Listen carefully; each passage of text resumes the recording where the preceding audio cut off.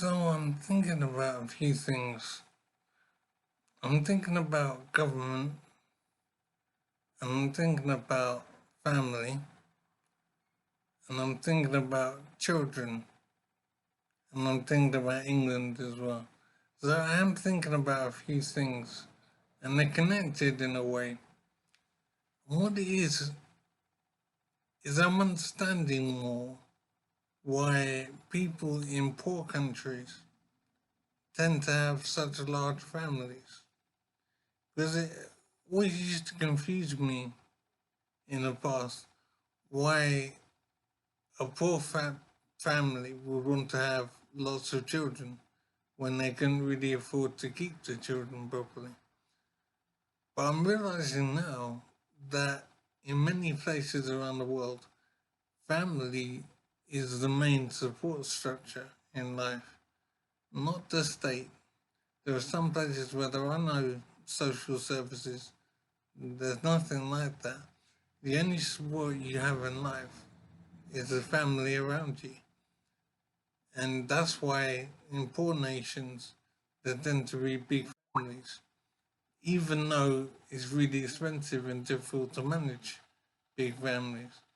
But the families exist because family is all that there is to support people in life. So I'm understanding much now because I'm in a medical situation and I'm needing a lot of support and I'm getting it mostly from the state. I don't really have family to help me out. But I realize that government and the state have replaced the functions of the family. They're my substitute family, if you like.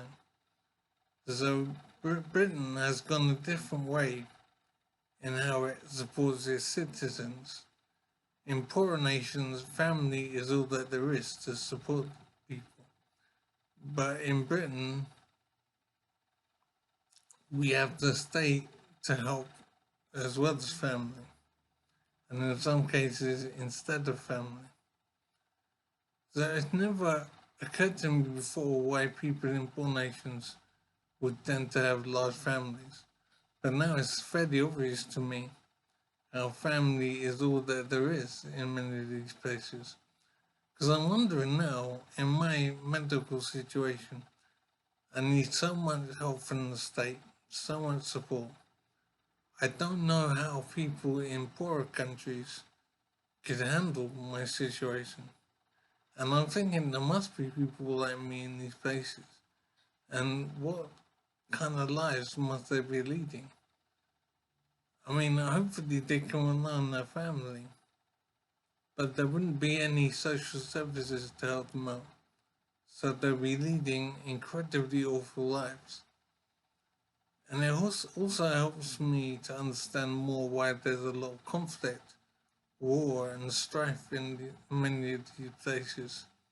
Because life is pretty hard, even in a wealthy nation like Britain. But life in some of these other places around the world is incredibly awful and it can lead to all kinds of trouble at the moment.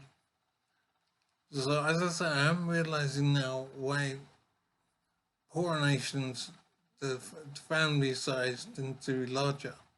Because family is all that there is to support you as you get older or if you get ill or whatever.